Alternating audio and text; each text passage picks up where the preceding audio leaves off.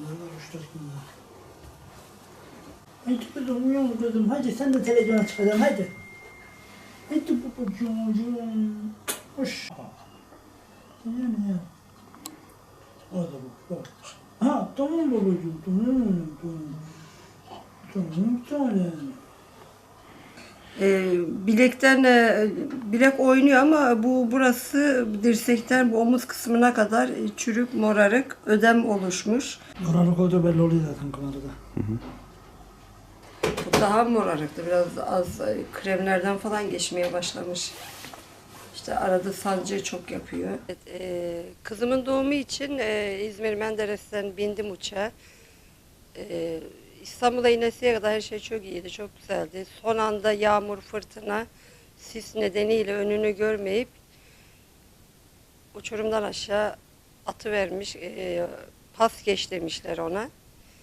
Tekrar havalan diye. O da havalanmamış. Artık ne oldu bilmiyoruz, nasıl oldu, ne yaptı. Kendimizi bir anda aşağıda bulduk. Çok kötüydü. Benim emniyet kemerim bağlı olduğundan ben biraz ufak tefeklerle atlattım.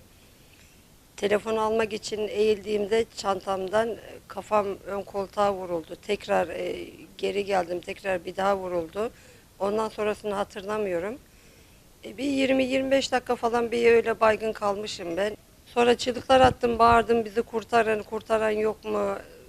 Çok şoktaydım yani, halen daha söyleyemiyorum, anlatamıyorum. Kolum dirsekten bileğe kadar ezilmiş, morardı, çürümeler. Boynumda zedelenme var, sonra ödemler oluşmuş kolumda. İşte bizi geldiler oradan kurtardılar görevliler sağ olsunlar.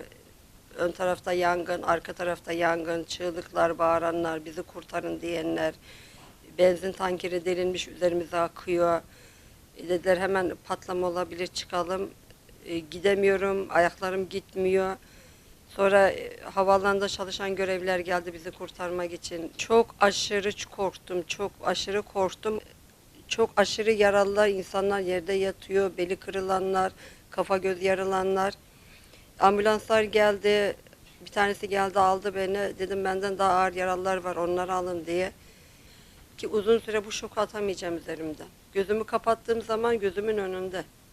Gündüz bile tedirginim.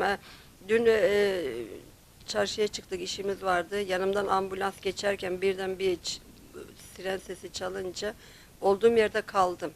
Bir şoka girdim. O anı yaşamış gibi oldum tekrardan. 3 tane bayan, bir tanesi karşımda oturuyordu. Televizyonda bir an İstanbul'da gördüm resmini.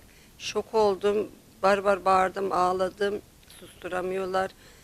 Çocuklar, sonra çocuklar televizyonu kapatıyorlar beni izlemesin, görmesin diye. Bir an görmüş bulundum.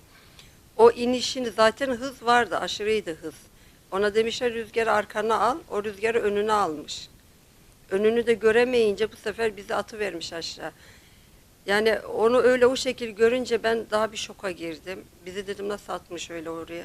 Aşağısı resmen uçurumdu yani. Evet, şikayetçiyim, sonuna kadar şikayetçiyim. Hakkımızı arayacağız. Ben çocuğumun doğumuna gelmek için çıktım yola. Çocuğuma söyleyemedim. Anne neredesin, gelmiyor mu? Kızım dedim hava şartları burada çok kötü. 2 gün ertelendi seferler diye. Tamam anne dedi. Çocuğumu öyle kandırdım. 2 gece orada hiç uyuyamadım şokun etkisiyle. Annenesi, annenesi. Hadi bir tane. Hoş kızmaya bak, kuşmaya bak. Annenim. Anneciğim ben seni görmeye geldim bak. Hadi anneciğim uyan anneciğim. Bak o kadar kaza atlattım. Çok şükür buna da seni görmeye geldim anneciğim ben. Aç gözünü. 2 elim kanda da olsa gelecektim annem. Ne olursa olsun. Ben sizsiz yapamıyordum zaten. Hele de kızım için hiç yapamıyordum. Ben sizi görmeye geldim. Bu halimle geldim annem, ben yine sizi görmeye. Sen ağlama anneciğim. Siz hep gülün.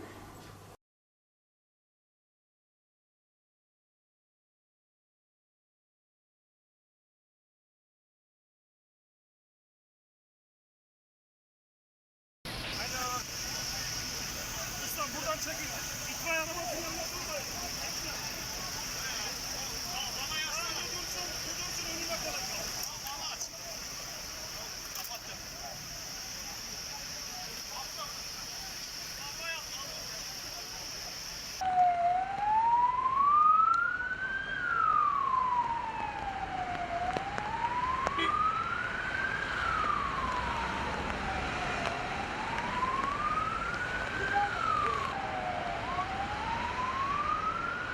Ya arkadaşlar hadi.